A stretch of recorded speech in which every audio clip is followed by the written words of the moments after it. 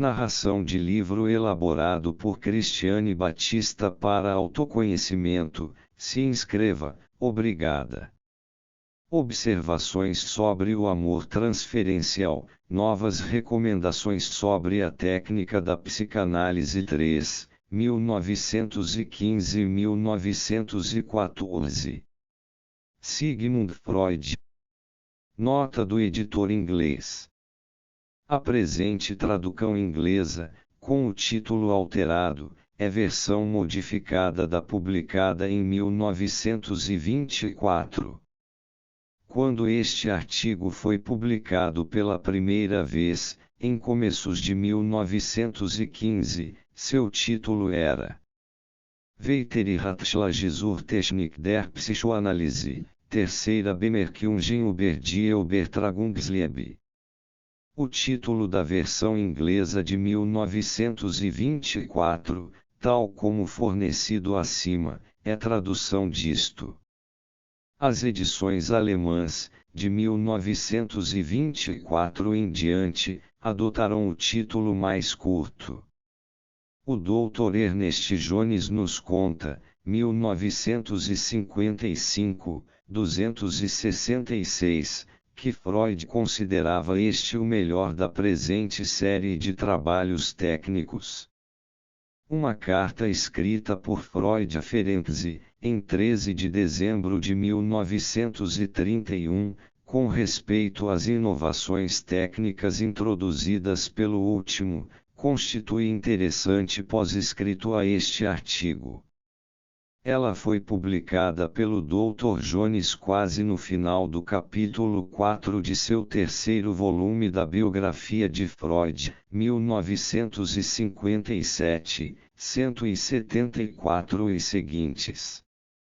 Observações sobre o amor transferencial, novas recomendações sobre a técnica da psicanálise 3.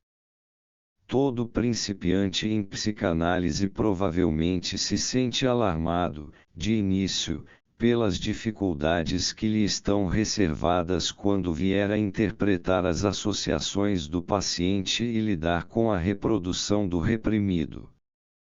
Quando chega a ocasião, contudo, logo aprende a encarar estas dificuldades como insignificantes e, ao invés, fica convencido de que as únicas dificuldades realmente sérias que tem de enfrentar residem no manejo da transferência. Entre as situações que surgem a este respeito, selecionarei uma que é muito nitidamente definida, e selecioná-la-ei, em parte, porque ocorre muito a miúde e é tão importante em seus aspectos reais e em parte devido ao seu interesse teórico. O que tenho em mente é o caso em que uma paciente demonstra, mediante indicações inequívocas, ou declara abertamente, que se enamorou, como qualquer outra mulher mortal poderia fazê-lo, do médico que a está analisando. Esta situação tem seus aspectos aflitivos e cômicos, bem como os sérios. Ela é também determinada por tantos e tão complicados fatores, é tão inevitável e tão difícil de esclarecer, que uma discussão sobre o assunto, para atender a uma necessidade vital da técnica analítica, já há muito se fazia necessária. Mas visto que nós, que rimos das fraquezas de outras pessoas, nem sempre estamos livres delas, até agora não estivemos precisamente apressados em cumprir esta tarefa. Deparamos constantemente com a obrigação à discrição profissional, discrição que não se pode dispensar na vida real, mas que é inútil em nossa ciência. Na medida em que as publicações psicanalíticas também fazem parte da vida real, temos aqui uma contradição insolúvel. Recentemente desprezei esta questão da discrição a certa altura, e demonstrei como esta mesma situação transferencial retardou o desenvolvimento da terapia psicanalítica durante sua primeira década. Para um leigo instruído, a pessoa civilizada ideal. Em relação à psicanálise, as coisas que se relacionam com o amor são incomensuráveis, acham-se, por assim dizer, escritas numa página especial em que nenhum outro texto é tolerado. Se uma paciente enamorou-se de seu médico, parece a tal leigo que são possíveis apenas dois desfechos.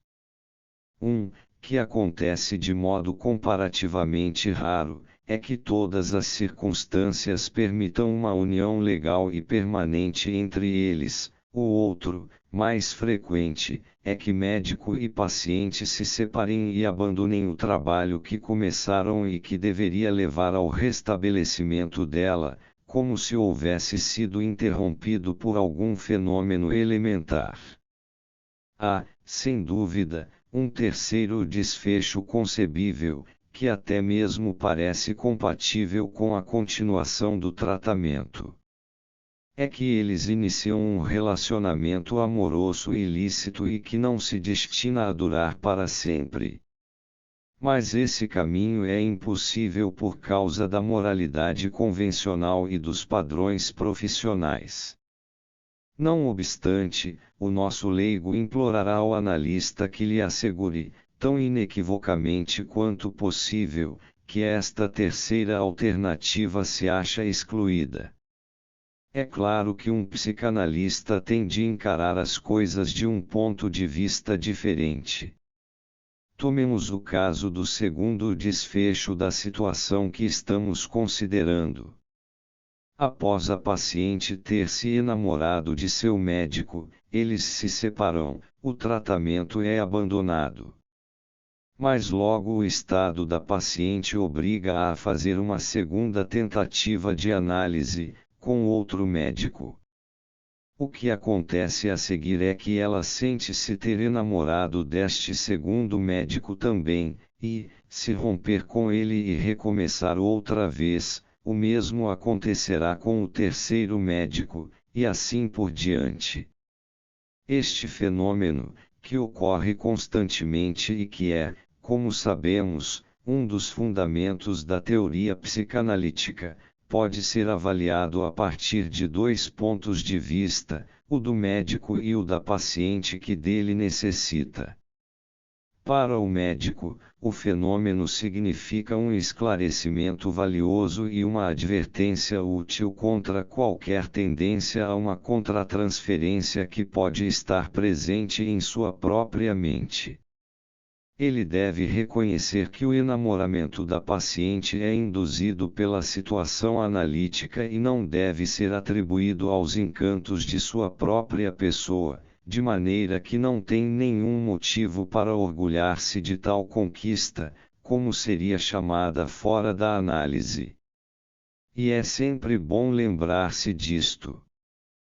Para a paciente, contudo, há duas alternativas: abandonar o tratamento psicanalítico ou aceitar enamorar-se de seu médico como um destino inelutável. Não tenho dúvida de que os parentes e amigos da paciente se decidirão enfaticamente pela primeira destas duas alternativas, assim como o analista optará pela segunda. Mas acho que temos aqui um caso em que a decisão não pode ser deixada ao terno, ou antes, egoísta e ciumento, cuidado dos parentes.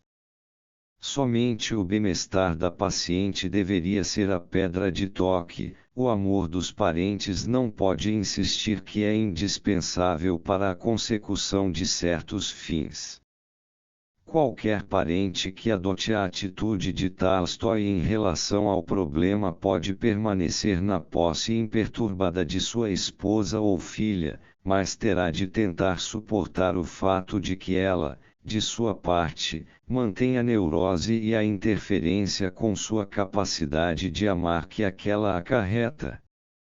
A situação, afinal, é semelhante à de um tratamento ginecológico.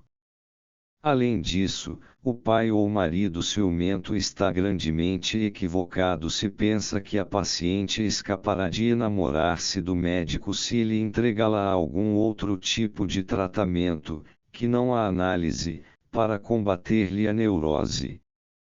Pelo contrário, a única diferença será que um amor deste tipo, fadado a permanecer oculto e não analisado, nunca poderá prestar ao restabelecimento da paciente a contribuição que a análise dele teria extraído.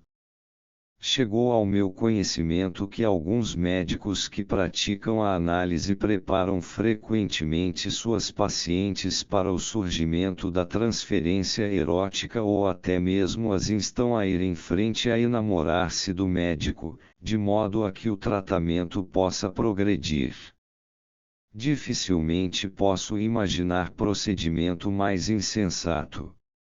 Assim procedendo, o analista priva o fenômeno do elemento de espontaneidade que é tão convincente e cria para si próprio, no futuro, obstáculos difíceis de superar. À primeira vista, certamente não parece que o fato de a paciente se enamorar na transferência possa resultar em qualquer vantagem para o tratamento. Por mais dócil que tenha sido até então, ela repentinamente perde toda a compreensão do tratamento e todo o interesse nele, e não falará ou ouvirá a respeito de nada que não seja o seu amor, que exige que seja retribuído. Abandona seus sintomas ou não lhes presta atenção, na verdade, declara que está boa. Há uma completa mudança de cena. É como se uma peça de fingimento houvesse sido interrompida pela súbita irrupção da realidade, como quando, por exemplo, um grito de incêndio se erguer durante uma representação teatral.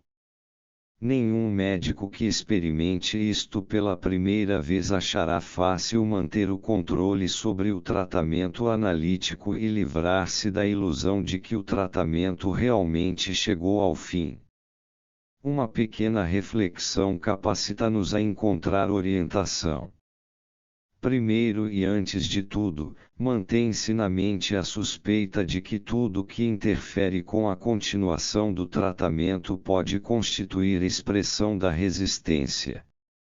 Não pode haver dúvida de que a irrupção de uma apaixonada exigência de amor é, em grande parte, trabalho da resistência. Há muito notaram-se na paciente sinais de uma transferência afetuosa, e pôde-se ter certeza de que a docilidade dela, sua aceitação das explicações analíticas, sua notável compreensão e o alto grau de inteligência que apresentava deveriam ser atribuídos a esta atitude em relação ao médico. Agora, tudo isto passou. Ela ficou inteiramente sem compreensão interna, insight, e parece estar absorvida em seu amor. Ademais, esta modificação ocorre muito regularmente na ocasião precisa em que se está tentando levá-la a admitir ou recordar algum fragmento particularmente aflitivo e pesadamente reprimido da história da sua vida. Ela esteve enamorada, portanto, por longo tempo, mas agora a resistência está começando a utilizar seu amor a fim de estorvar a continuação do tratamento, desviar todo o seu interesse do trabalho e colocar o analista em posição canhestra. Se examinar a situação mais de perto, reconhecesse a influência de motivos que complicam ainda mais as coisas, dos quais, alguns acham-se vinculados ao enamoramento e outros são expressões específicas da resistência. Do primeiro tipo são os esforços da paciente em certificar-se de sua irresistibilidade, em destruir a autoridade do médico rebaixando-o ao nível de amante e em conquistar todas as outras vantagens prometidas, que são incidentais à satisfação do amor. Com referência à resistência, podemos suspeitar que, ocasionalmente, ela faz uso de uma declaração de amor da paciente como meio de colocar à prova a severidade do analista, de maneira que, se ele mostra sinais de complacência, pode esperar-se chamado à ordem por isso. Acima de tudo, porém, fica-se com a impressão de que a resistência está agindo como um agent provocateur. Ela intensifica o estado amoroso da paciente e exagera sua disposição à rendição sexual, a fim de justificar ainda mais enfaticamente o funcionamento da repressão, ao apontar os perigos de tal licenciosidade. Todos estes motivos acessórios, que em casos mais simples podem não se achar presente, foram, como sabemos, encarados por Adler como parte essencial de todo o processo. Mas como deve o analista comportar-se, a fim de não fracassar nessa situação, se estiver persuadido de que o tratamento deve ser levado avante, apesar desta transferência erótica, e que deve enfrentá-la com calma? Ser-me-ia fácil enfatizar os padrões universalmente aceitos de moralidade e insistir que o analista nunca deve, em quaisquer circunstâncias, aceitar ou retribuir os ternos sentimentos que lhe são oferecidos, que, ao invés disso, deve ponderar que chegou sua vez de apresentar à mulher que o ama as exigências da moralidade social e a necessidade de renúncia, conseguir fazê-las abandonar seus desejos e, havendo dominado o lado animal do seu eu, self, prosseguir com o trabalho da análise. Não atenderei, contudo, a estas expectativas, nem a primeira nem a segunda delas. A primeira, porque não estou escrevendo para pacientes, mas sim para médicos que têm sérias dificuldades com que lutar, e também porque, neste caso, posso remontar a prescrição moral à sua fonte, ou seja, à conveniência. Encontro-me, nesta ocasião, na feliz posição de poder substituir o impedimento moral por considerações de técnica analítica, sem qualquer alteração no resultado. Ainda mais decididamente, contudo, recuso-me a atender à segunda das expectativas que mencionei. Instigar a paciente a suprimir, renunciar ou sublimar seus instintos, no momento em que ela admitiu sua transferência erótica, seria, não uma maneira analítica de lidar com eles, mas uma maneira insensata. Seria exatamente como se, após invocar um espírito dos infernos, mediante astutos encantamentos, devêssemos mandá-lo de volta para baixo, sem lhe haver feito uma única pergunta. Ter-se-ia trazido o reprimido à consciência, apenas para reprimi-lo mais uma vez, um susto. Não devemos iludir-nos sobre o êxito de qualquer procedimento desse tipo. Como sabemos, as paixões pouco são afetadas por discursos sublimes. A paciente sentirá apenas humilhação e não deixará de vingar-se por ela. Tampouco posso eu advogar um caminho intermediário, que a certas pessoas se recomendaria como especialmente engenhoso. Consistiria em declarar que se retribuem os amorosos sentimentos da paciente, mas, ao mesmo tempo, em evitar qualquer complementação física desta afeição, até que se possa orientar o relacionamento para canais mais calmos e elevá-lo a um nível mais alto. Minha objeção a este expediente é que o tratamento analítico se baseia na sinceridade, e neste fato reside grande parte de seu efeito educativo e de seu valor ético. É perigoso desviar-se deste fundamento. Todo aquele que se tenha embebido na técnica analítica não mais será capaz de fazer uso das mentiras e fingimentos que um médico normalmente acha inevitáveis, e se, com a melhor das intenções, tentar fazê-lo, é muito provável que se traia. Visto exigirmos estrita sinceridade de nossos pacientes, colocamos em perigo toda a nossa autoridade, se nos deixarmos ser por eles apanhados num desvio da verdade. Além disso, a experiência de se deixar levar um pouco por sentimentos ternos em relação à paciente não é inteiramente sem perigo. Nosso controle sobre nós mesmos não é tão completo que não possamos subitamente, um dia, ir mais além do que havíamos pretendido. Em minha opinião, portanto, não devemos abandonar a neutralidade para com a paciente, que adquirimos por manter controlada a contratransferência. Já deixei claro que a técnica analítica exige do médico que ele negue à paciente que anseia por amor a satisfação que ela exige. O tratamento deve ser levado a cabo na abstinência. Com isto não quero significar apenas a abstinência física, nem a privação de tudo o que a paciente deseja, pois talvez nenhuma pessoa enferma pudesse tolerar isto. Em vez disso, fixarei como princípio fundamental que se deve permitir que a necessidade e anseio da paciente nela persistam, a fim de poderem servir de forças que a incitem a trabalhar e efetuar mudanças, e que devemos cuidar de apaziguar estas forças por meio de substitutos. O que poderíamos oferecer nunca seria mais que um substituto, pois a condição da paciente é tal que, até que suas repressões sejam removidas, ela é incapaz de alcançar satisfação real.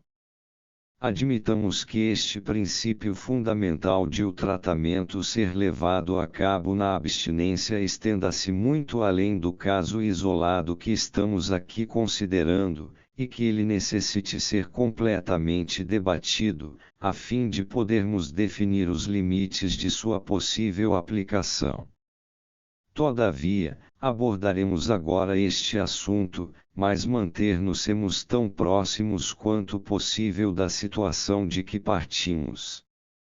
O que aconteceria se o médico se comportasse diferentemente e, supondo que ambas as partes fossem livres, se aproveitasse dessa liberdade para retribuir o amor da paciente e acalmar sua necessidade de afeição?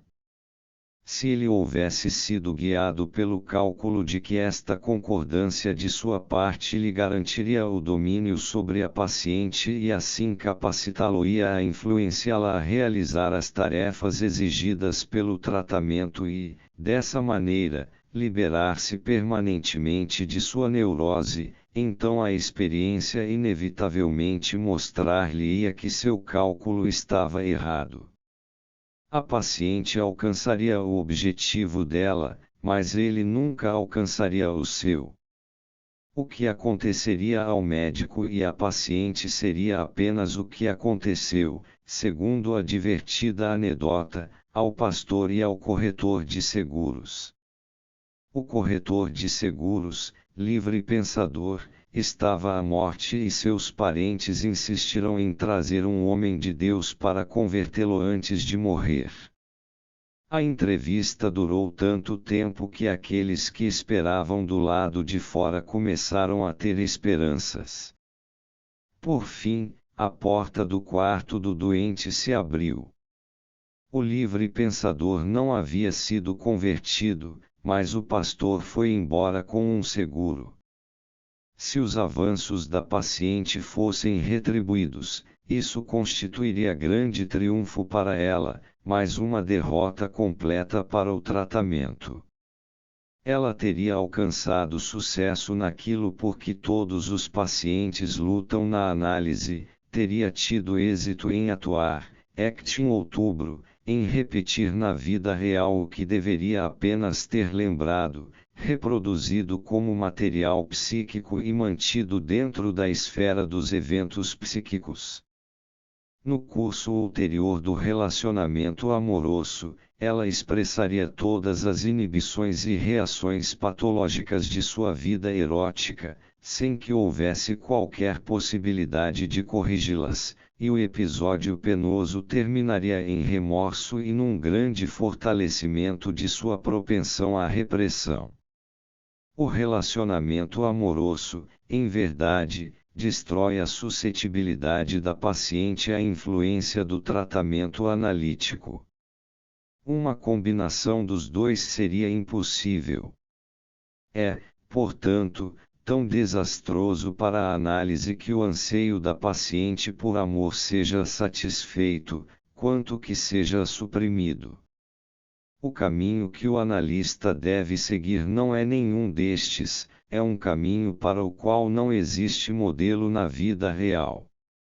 Ele tem de tomar cuidado para não se afastar do amor transferencial, repeli-lo ou torná-lo desagradável para a paciente, mas deve, de modo igualmente resoluto, recusar-lhe qualquer retribuição. Deve manter um firme domínio do amor transferencial, mas tratá-lo como algo irreal, como uma situação que se deve atravessar no tratamento e remontar às suas origens inconscientes e que pode ajudar a trazer tudo o que se acha muito profundamente oculto na vida erótica da paciente para sua consciência e, portanto, para debaixo de seu controle. Quanto mais claramente o analista permite que se perceba que ele está à prova de qualquer tentação, mais prontamente poderá extrair da situação seu conteúdo analítico. A paciente, cuja repressão sexual naturalmente ainda não foi removida, mas simplesmente empurrada para segundo plano, sentir-se-á então segura o bastante para permitir que todas as suas precondições para amar, todas as fantasias que surgem de seus desejos sexuais, todas as características pormenorizadas de seu estado amoroso venham à luz. A partir destas, ela própria abrirá o caminho para as raízes infantis de seu amor. Existe, é verdade, determinada classe de mulheres com quem esta tentativa de preservar a transferência erótica para fins do trabalho analítico, sem satisfazê-la, não logrará êxito. Trata-se de mulheres de paixões pudaruças, que não toleram substitutos. São filhas da natureza que se recusam a aceitar o psíquico em lugar do material e que, nas palavras do poeta, são acessíveis apenas à lógica da sopa, com bolinhos por argumentos. Supelonge que maitikno deu Gruden, Didier van der Hatten de Heine. Transcrito erradamente por Freud, Knodel argumentem. Com tais pessoas tem-se de escolher entre retribuir seu amor ou então acarretar para si toda a inimizade de uma mulher desprezada. Em nenhum dos casos se podem salvaguardar os interesses do tratamento. Tem-se de bater em retirada, sem sucesso, e tudo o que se pode fazer é revolver na própria mente o problema de como é que uma capacidade de neurose se liga à tão obstinada necessidade de amor. Muitos analistas indubitavelmente estarão de acordo sobre o método pelo qual outras mulheres, menos violentas em seu amor, podem ser gradativamente levadas a adotar a atitude analítica. O que fazemos, acima de tudo, é acentuar para a paciente o elemento inequívoco de resistência nesse amor. O amor genuíno, dizemos, torná-la-ia dócil e intensificaria sua presteza em solucionar os problemas de seu caso, simplesmente porque o homem de quem está enamorada espera isso dela. Em tal caso, ela alegremente escolheria a estrada da conclusão do tratamento, a fim de adquirir valor aos olhos do médico e preparar-se para a vida real, onde este sentimento de amor poderia encontrar lugar adequado. Em vez disso, apontamos nós, ela está mostrando um espírito teimoso e rebelde, abandonou todo o interesse no tratamento e claramente não sente respeito pelas convicções bem fundadas do médico. Está assim expressando uma resistência, sob o disfarce de estar enamorada dele, e, além disso, não se compunge por colocá-lo numa situação difícil. Pois, se ele recusa seu amor, como o dever e a compreensão compelem-no a fazer, ela pode representar o papel de mulher desprezada e então afastar-se de seus esforços terapêuticos por vingança e ressentimento, exatamente como agora está fazendo por amor ostensivo. Como segundo argumento contra a genuinidade desse amor, apresentamos o fato de que ele não exibe uma só característica nova que se origine da situação atual, mas compõe-se inteiramente de repetições e cópias de reações anteriores, inclusive infantis.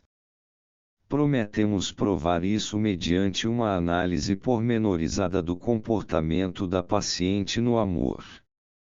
Se se acrescenta a dose necessária de paciência a estes argumentos, é geralmente possível superar a difícil situação e continuar o trabalho com um amor que foi moderado ou transformado. O trabalho visa então a desvendar a escolha objetal infantil da paciente e as fantasias tecidas ao redor dela. Todavia, gostaria agora de examinar estes argumentos com olhos críticos e levantar a questão de saber se, apresentando-os à paciente, estamos realmente dizendo a verdade, ou se não nos estamos valendo, em nosso desespero, de ocultamentos e deturpações. Em outras palavras, podemos verdadeiramente dizer que o estado de enamoramento que se manifesta no tratamento analítico não é real. Acho que dissemos à paciente a verdade, mas não toda a verdade, sem atentar para as consequências. Dos nossos dois argumentos, o primeiro é o mais forte. O papel desempenhado pela resistência no amor transferencial é inquestionável e muito considerável. Entretanto, a resistência, afinal de contas, não cria esse amor, encontra-o pronto, à mão, faz uso dele e agrava suas manifestações. Tampouco a genuinidade do fenômeno deixa de ser provada pela resistência. O segundo argumento é muito mais débil. É verdade que o amor consiste em novas adições de antigas características e que ele repete reações infantis. Mas este é o caráter essencial de todo estado amoroso. Não existe estado deste tipo que não reproduza protótipos infantis. É precisamente desta determinação infantil que ele recebe seu caráter compulsivo, beirando, como o faz, o patológico. O amor transferencial possui talvez um grau menor de liberdade do que o amor que aparece na vida comum e é chamado de normal. Ele exibe sua dependência do padrão infantil mais claramente e é menos adaptável e capaz de modificação, mas isso é tudo, e não o que é essencial. Por que outros sinais pode a genuinidade de um amor ser reconhecida? Por sua eficácia, sua utilidade em alcançar o objetivo do amor. A esse respeito, o amor transferencial não parece ficar devendo nada a ninguém, tem-se a impressão de que se poderia obter dele qualquer coisa. Resumamos, portanto. Não temos o direito de contestar que o estado amoroso que faz seu aparecimento no decurso do tratamento analítico tenha o caráter de um amor genuíno. Se parece tão desprovido de normalidade, isto é suficientemente explicado pelo fato de que estar enamorado na vida comum, fora da análise, é também mais semelhante aos fenômenos mentais anormais que aos normais. Não obstante, o amor transferencial caracteriza-se por certos aspectos que lhe asseguram posição especial. Em primeiro lugar, é provocado pela situação analítica; em segundo, é grandemente intensificado pela resistência, que domina a situação; e, em terceiro, falta-lhe em alto grau consideração pela realidade, é menos sensato, menos interessado nas consequências e mais ego em sua avaliação da pessoa amada do que estamos preparados para admitir no caso do amor normal. Não devemos esquecer, contudo, que esses afastamentos da norma constituem precisamente aquilo que é essencial a respeito de estar enamorado. Quanto à linha de ação do analista, é a primeira destas três características do amor transferencial que constitui o fator decisivo. Ele evocou este amor, ao instituir o tratamento analítico a fim de curar a neurose. Para ele, trata-se de consequência inevitável de uma situação médica, tal como a exposição do corpo de um paciente ou a comunicação de um segredo vital. É, portanto, evidente que não deve tirar qualquer vantagem pessoal disso. A disposição da paciente não faz diferença, simplesmente lança toda a responsabilidade sobre o próprio analista. Na verdade, como ele deve saber, a paciente não se preparará para nenhum outro mecanismo de cura. Após todas as dificuldades haverem sido triunfantemente superadas, ela muitas vezes confessará ter tido uma fantasia antecipatória na ocasião em que começou o tratamento, no sentido de que, se comportasse bem, seria recompensada no final pela afeição do médico. Para o médico, motivos éticos unem-se aos técnicos para impedi-lo de dar à paciente seu amor. O objetivo que tem de manter em vista é que a essa mulher, cuja capacidade de amor achasse prejudicada por fixações infantis, deve adquirir pleno controle de uma função que lhe é de tão inestimável importância, que ela não deve, porém, dissipá-lo no tratamento, mas mantê-la pronta para o momento em que, após o tratamento, as exigências da vida real se fazem sentir.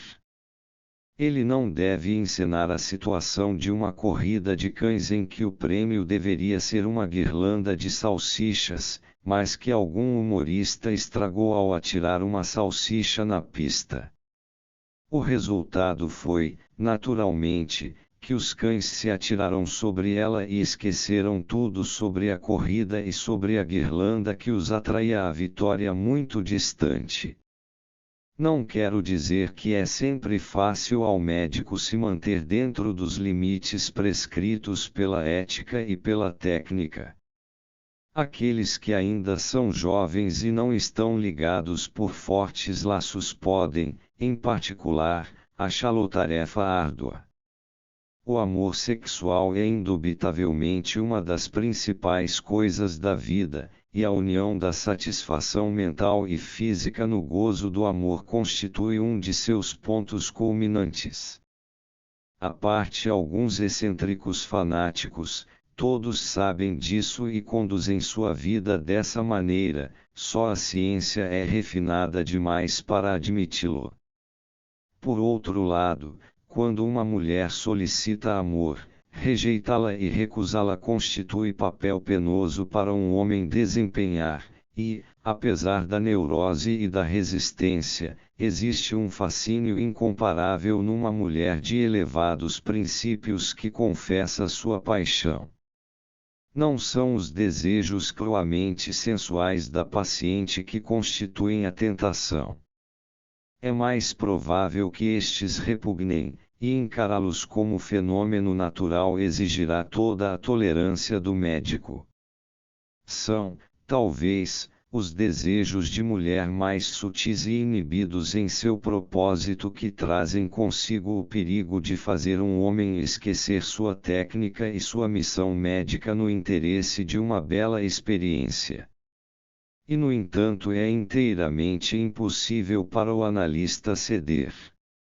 Por mais alto que possa prezar o amor, tem de prezar ainda mais a oportunidade de ajudar sua paciente a passar por um estádio decisivo de sua vida.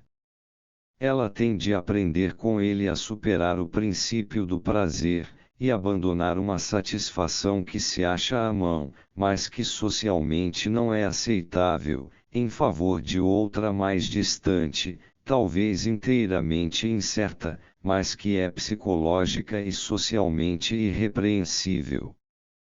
Para conseguir esta superação, ela tem de ser conduzida através do período primevo de seu desenvolvimento mental e, nesse caminho, tem de adquirir a parte adicional de liberdade mental que distingue a atividade mental consciente, no sentido sistemático, da inconsciente. O psicoterapeuta analítico tem, assim, uma batalha tríplice a travar, em sua própria mente, contra as forças que procuram arrastá-lo para abaixo do nível analítico, fora da análise, contra opositores que discutem a importância que ele dá às forças instintuais sexuais e impedem-nos de fazer uso delas em sua técnica científica, e, dentro da análise, contra as pacientes, que a princípio comportam-se como opositores, mas, posteriormente, revelam a supervalorização da vida sexual que as domina e tentam torná-lo cativo de sua paixão socialmente indomada. O público, leigo, sobre cuja atitude em relação à psicanálise falei no início, indubitavelmente apossar-se-á deste debate do amor transferencial como mais outra oportunidade de dirigir a atenção do mundo para o sério perigo desse método terapêutico. O psicanalista sabe que está trabalhando com forças altamente explosivas e que precisa avançar com tanto cautela e escrúpulo quanto um químico. Mas quando foram os químicos proibidos, devido ao perigo, de manejar substâncias explosivas, que são indispensáveis, por causa de seus efeitos? É digno de nota que a psicanálise tenha de conquistar para a própria, de novo, todas as liberdades que há muito tempo foram concebidas a outras atividades médicas. Certamente não sou favorável a abandonar os métodos inócuos de tratamento. Para muitos casos, eles são suficientes e, quando tudo está dito, a sociedade humana não tem mais uso para o furor senande do que para qualquer outro fanatismo. Mas acreditar que as neuroses podem ser vencidas pela administração de remediozinhos inócuos é subestimar grosseiramente esses distúrbios, tanto quanto a sua origem quanto a sua importância prática. Não, na clínica médica sempre haverá lugar para o Ferrame e para o Ignígio, lado a lado com as medicinas, e, da mesma maneira, nunca seremos capazes de passar sem uma psicanálise estritamente regular e forte, que não tenha medo de manejar os mais perigosos impulsos mentais e de obter domínio sobre eles, em benefício do paciente.